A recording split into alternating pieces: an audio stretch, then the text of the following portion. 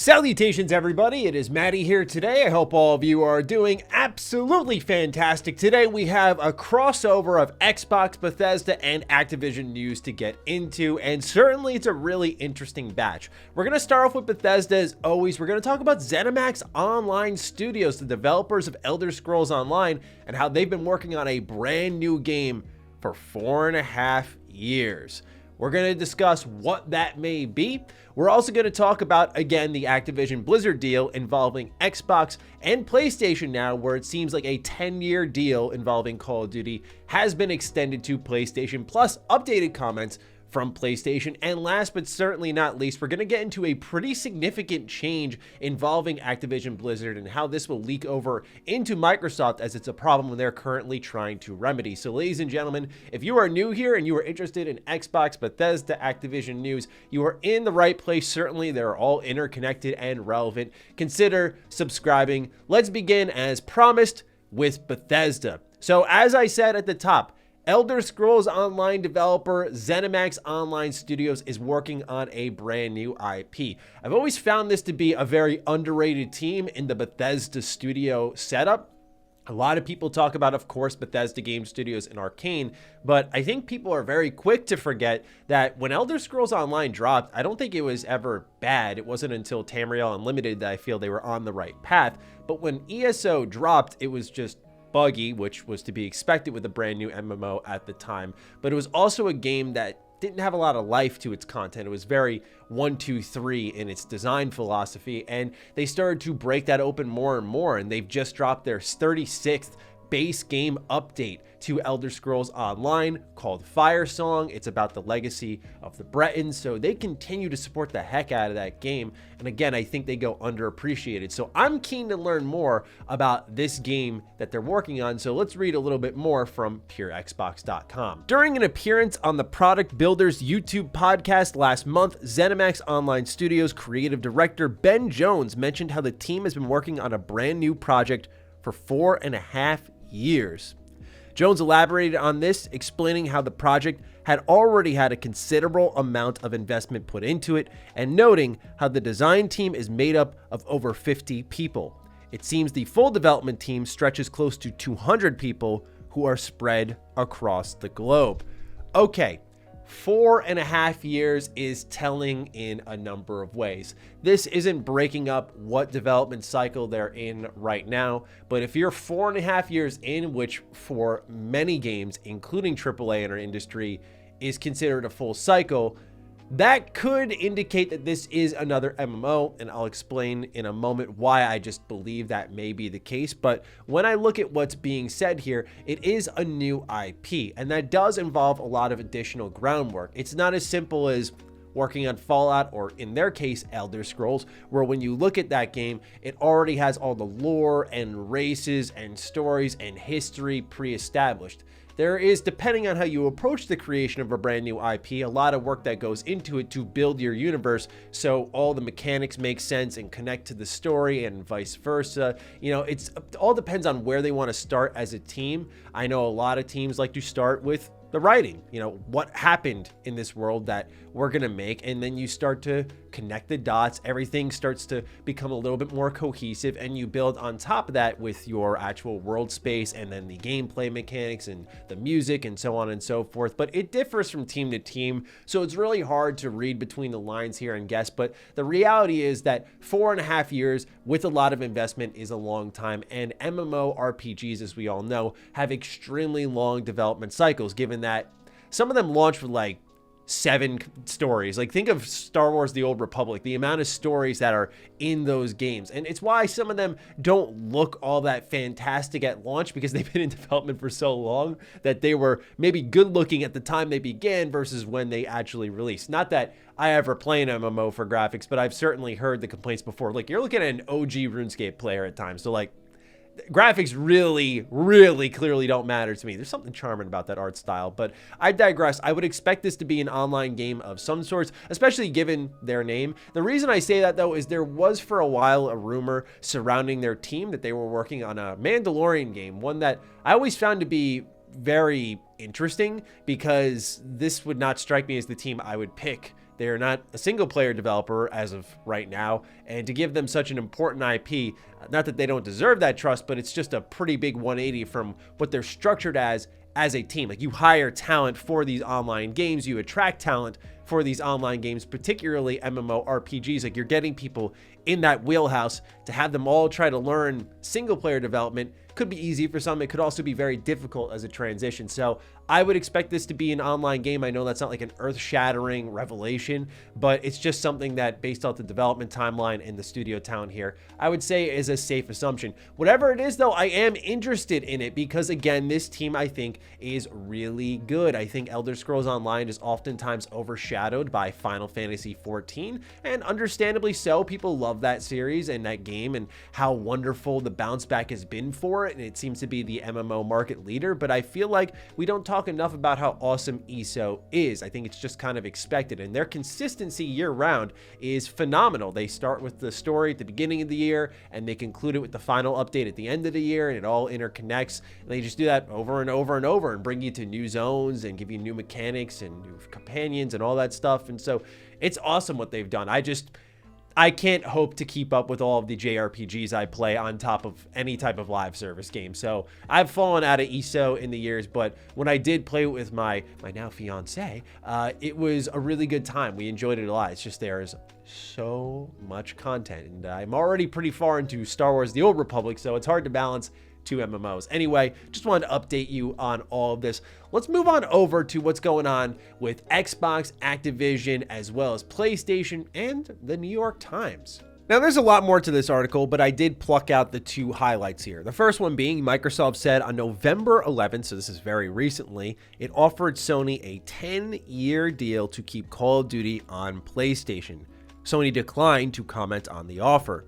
Last month, Mr. Spencer and other Microsoft executives brought an Xbox, a PlayStation, a Nintendo Switch, and other devices to a meeting with regulators in London, where they showed off Call of Duty and other games to illustrate a dynamic market. People familiar with the visit said. I do find this hilarious. Like, they just think that the regulators are so lost out there with video games that they bring all the systems over, they fire them up and go, this is the Xbox storefront. I don't know how it actually went, but I get a kick out of that. More importantly, the significant talking point here, as it's continued to be, is Call of Duty. And I know some people are fatigued on this situation. I'm right there with you, just counting down to the time where we can move along, because I do feel like Xbox news in general has stagnated because this absorbs it all. Not much interesting is happening with them otherwise, because they can't really do anything interesting until this deal is closed and we can start guessing what's going to come next. But I digress. We have a 10-year offer here. Now, originally, what PlayStation had said via Jim Ryan was that it was woefully inadequate in regards to the previous offer that Xbox had put out there, which was seemingly a couple of years or so. And it looks like now they're going all out with 10 years. The reality is that Microsoft will never give a deal in perpetuity, meaning forever, whereas I think that's what PlayStation wants, because PlayStation understands that one day, Phil Spencer will not be in the head of Xbox chair, someone else will be, and if someone's feeling a little more bloodthirsty, they can lock it down if they so desire, because that contract will one day expire.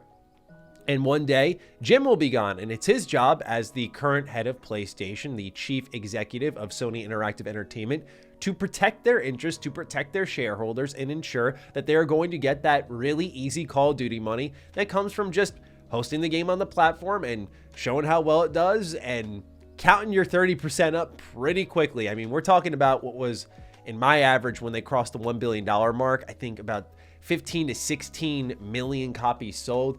And that's money that, to our knowledge, minus any marketing deals, PlayStation just counts up as the platform holder. And so that's a lot for them to miss out on. We've learned that with Modern Warfare 2. So I understand their argument. I understand their fear as business owners. And I think a 10-year deal does give them the time and space to, number one, work on a competitor like they said they couldn't. Now you have the chance to, but the reality is it is tough to scale up to something that sells as fast and as much as Call of Duty. But we saw with previous years, like even Vanguard, when it wasn't doing that hot, it still was the top selling game of the year. It just wasn't top selling to Activision's personal standards, where they see all of those numbers. But number two is that they can reevaluate the situation and maybe find a way to get another deal done later down the stretch. But this would give them enough security where if the deal were to go through, maybe it wouldn't be that big of a deal.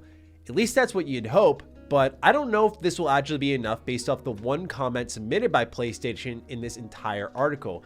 Here's what Jim Ryan had to say about the deal, and it may not surprise you.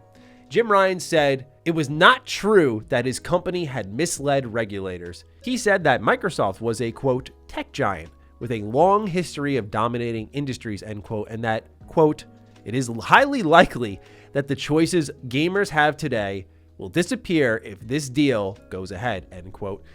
See, this is where Jim loses me. I don't follow. Is he seeing something we're all not? Because to me, Xbox is saying we're going to give it the Minecraft treatment with Call of Duty. Minecraft treatment, we now see proof of concept is right before us. All platforms, no one misses out, no one gets stripped of Minecraft, and we do more spin-offs and we bring those to more platforms. So Call of Duty, which is currently not on Game Pass or Switch, can now come to those, can now come to Steam. There's no more of that BlizzNet crap. And to me, like, that's what we want. So how are we going to have less choices, Jim?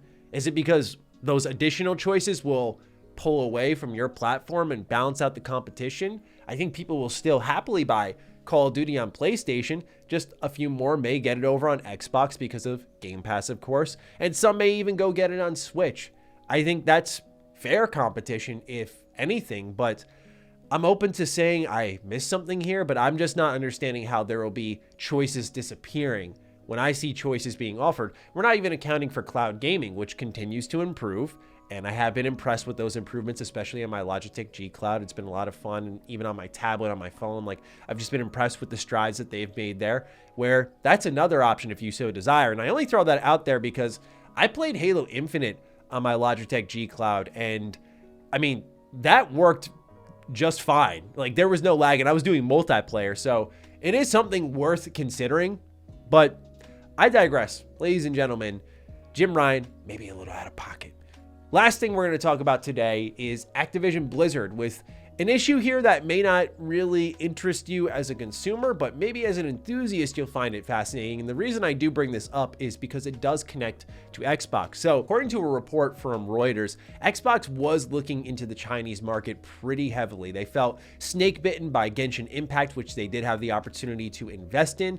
They passed on it, and now they do not want to miss their opportunity. So they're sending out what they call scouting parties into the region to try to find independent game developers and get that big gotcha game splash, pretty much. So best of luck to them on that. I want to love Genshin Impact so much. It seems like such a Matty game, but I just can't get into it. But I digress. That's something they're looking for. And one way they were going to get some of that good Chinese money, and there's a lot of it, was by teaming up with Activision, who has a pretty steady footprint, as we all know, in China.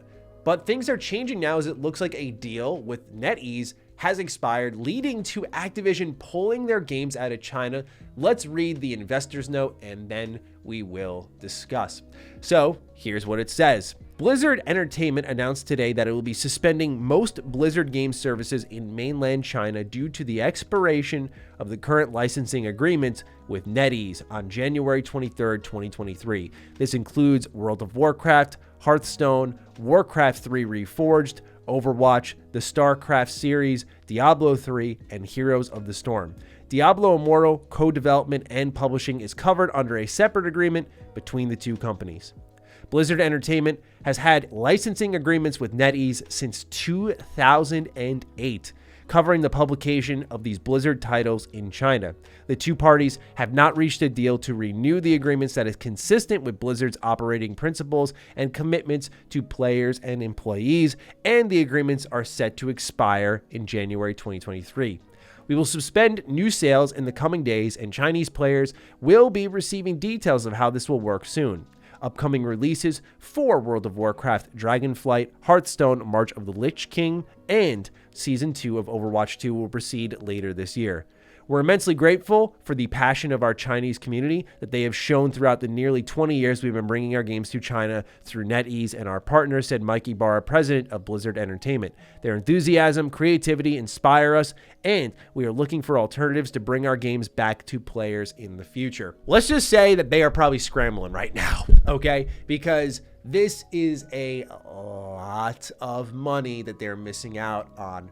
Remember the whole Blitzchung incident and how all of that went, and Activision happily took all of the egg on the face possible with this one, and that is because of the money that's here. And it really brought a spotlight to something we talk a lot about on Defining Duke, especially, is the Chinese money in the games industry, which isn't always bad money, but there are clearly bad actors within really any company, but they are influencing the design and creative choices of games, and I think gamers should be concerned about that. It's why we talked about when the Game Awards rolled around last year and you saw Level Infinite, which was a spin-off company of Tencent, which was clearly almost like a camouflage so people didn't see Tencent and go, oh, what's that? It's like, oh, Level Infinite, and these games look cool. Almost like ignorance is bliss. Once you find out it's Tencent and you realize you thought the games look cool, you're like, oh, I guess they're not too bad, right? It's clear what they're doing here. And so yes, based off what Activision's done historically, they're going to find a new partner to start publishing games in China just because there's too much money to miss out on here. But this is a significant deal for them. And it's also, if it's not resolved by the time the deal is done, a significant deal for Xbox. They're already seeking revenue in China, and now we see here with Activision that well is going to dry up pretty quickly. And we don't know how that partnership will come together, whether it be through NetEase or Tencent or someone else. The question mark still lingers there. And I'm very interested to see how this all goes, because I think it does have serious ramifications on the revenue for Activision, and especially when they're attached to Microsoft. This is something that they're investing in, so maybe Microsoft will have an answer for them. But again, just more of an enthusiast conversation on that front, but we'll see how it all goes. I just wanted to do my diligence here and report on the news. So ladies and gentlemen, I leave it in your hands now. What do you think about what's going on across Bethesda, Xbox, and Activision? Fire away in the comments down below. Other than that, follow me on Twitter, follow me on Instagram. Those links are in the description down below. And a big thank you to all the patrons, all the members who continue to support the hell out of the content here. Stay sexy, stay active. I love you all. Peace.